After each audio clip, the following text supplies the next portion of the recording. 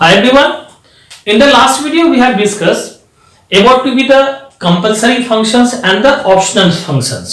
जो last video हम लोगों ने किया था उसमें आपको डिस्क्राइब किया गया था मतलब कंपल्सरी फंक्शंस क्या होता है और ऑप्शनल फंक्शन क्या होता है ऑफ द म्युनिसिपल कॉर्पोरेशन का. Now the today the point which we have discuss here that is the municipalities. आज जो हम लोग पॉइंट डिस्कस करने के लिए जा रहे हैं इसमें ये हमारा म्युनिसिपैलिटीज के बारे में दिया हुआ है. म्युनिसिपैलिटीज के बारे में दिया है तो सबसे पहले हम लोग आते हैं म्युनिसिपैलिटी के बारे में डिस्क्राइब करते हैं आखिर ये चीज है क्या. तो a municipality is a local self governing bodies.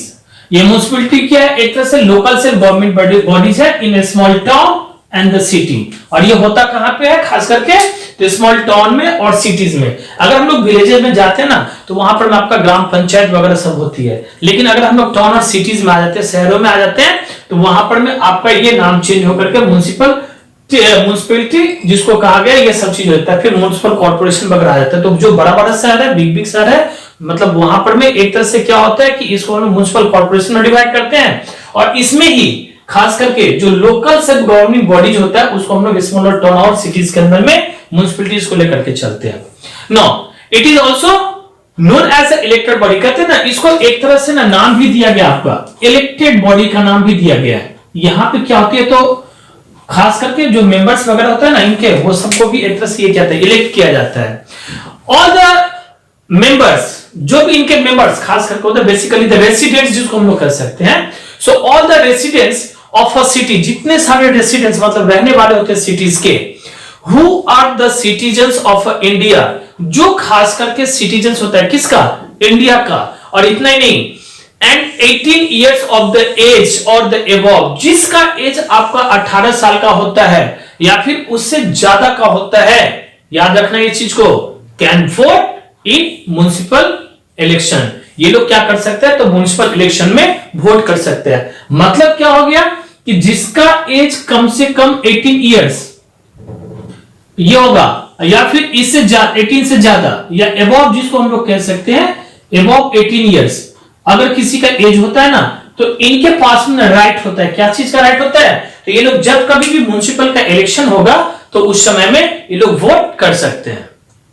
And anyone whose age is about to be the 21 years. और इतना नहीं, इसके बाद ये तो हम लोग समझ गए कि 18 years या 18 years से above जिसका भी रहता है ये लोग वोट दे सकते हैं. लेकिन वो पर्सन जिसका एज आपका 21 years से above होता है, याद रखना इस चीज को, ये आपका क्या कर सकता है तो ही और सी कैन कंटेस्ट द इलेक्शन. जो म्युनिसिपल का जो एक तरह से म्युनिसिपैलिटी का जो इलेक्शन वगैरह होता है ना उसमें वो भाग ले सकता है, उसका वो भागीदारी बन सकता है, एक तरह से वहां पर वो कंटेस्ट कर सकता है. तो ये सारी की सारी पॉइंट हम लोग को याद रखना है कि जिसका एज 18 years होगा वो तो वोट डाल सकते हैं और जिनका एज आपका 20 years के आसपास 20 years होता है ये लोग कंटेस्ट कर सकते हैं. कहां पर? तो म्युनिसिपैलिटीज के अंदर में जो कोई भी इलेक्शंस वगैरह होती है इसके अंदर में. Now the population of a city determine, कहते हैं कि जो पॉपुलेशन होता है ना सिटी का वो डिटरमाइन करता है the number of the member in a municipality. अगर पॉपुलेशन ज्यादा होती है म्युनिसिपैलिटीज में तो वहां पर में सिटीज के अंदर में तो उस हिसाब से क्या किया जाता है वहां पर में हर एक चीज को डिवाइड किया जाता है.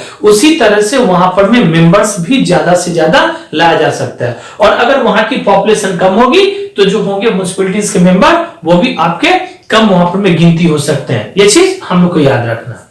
Now, if we talk about to be the member of the municipality, अगर हम लोग बात करते हैं मेंबर ऑफ द म्युनिसिपैलिटीज का तो खास करके हम लोग देखें ना एक ही करके पॉइंट यहाँ पर हम लोग डिस्कस करते जाते हैं कि कहां से मेंबर्स वगैरह को इस म्युनिसिपैलिटीज के अंदर में लिया गया है.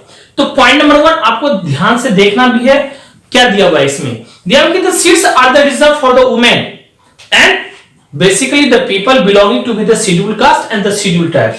इसमें जो सीट्स होते हैं ना वो रिजर्व किए जाते हैं. किसके लिए रिजर्व किए जाएंगे?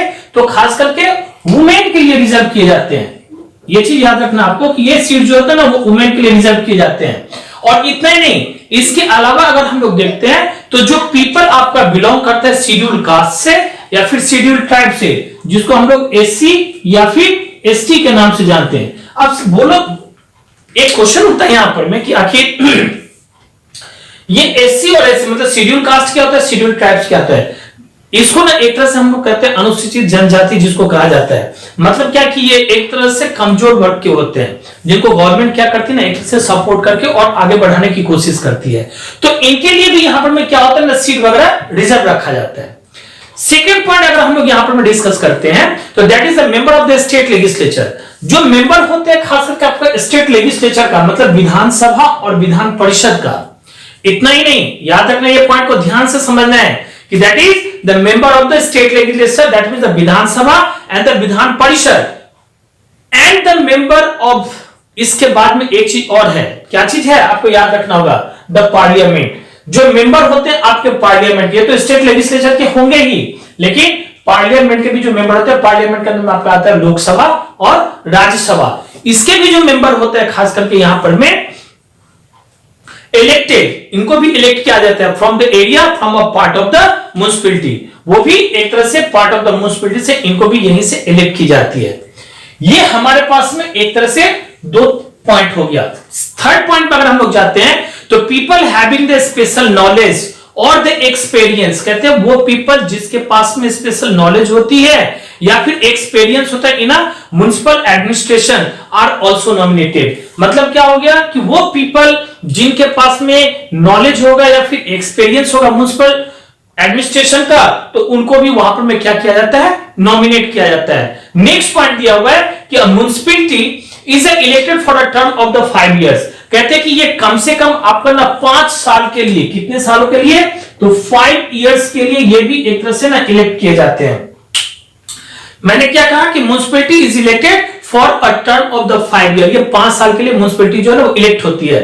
Now municipalities meet at a regular intervals, कहते हैं कि यहां पे क्या होता है म्युनिसिपैलिटीज में एक रेगुलर इंटरवल्स पर में जितने भी सारे मेंबर्स वगैरह होते हैं ना, ये लोग यहाँ पे मीट करते हैं and the member elected a chairperson, और यहीं पे जो मेंबर होता है ना खास करके ये लोग क्या करते हैं ना एक चेयरपर्सन को इलेक्ट करते हैं who presides over the meeting. जितने सारे मीटिंग्स वगैरह होते हैं उनको लेके बढ़ने का काम, चलाने का काम इन्हीं चेयरपर्सन के ऊपर में होता है ना। अ vice chairperson is also elected, कहते हैं कि वहां पर में वाइस चेयरपर्सन को भी इलेक्ट किया जाता है to the take the in her or his absence. अगर मान लिया कि चेयरपर्सन आपका एब्सेंट होता है तो वहां पर में वाइस चेयरपर्सन का काम है कि उनके एब्सेंस में क्या करेंगे, वो उनका जितना सारा काम वगैरह होता है म्युनिसिपैलिटी एडमिनिस्ट्रेशन के अंदर में वो सारा का सारा काम वो देखेंगे। मतलब जो चेयरपर्सन काम करते थे इस चीज को, अगर चेयरपर्सन एब्सेंट रहते हैं तो वहां पर में ये काम आपका वाइस चेयरपर्सन जो होता है ना वो करते हैं।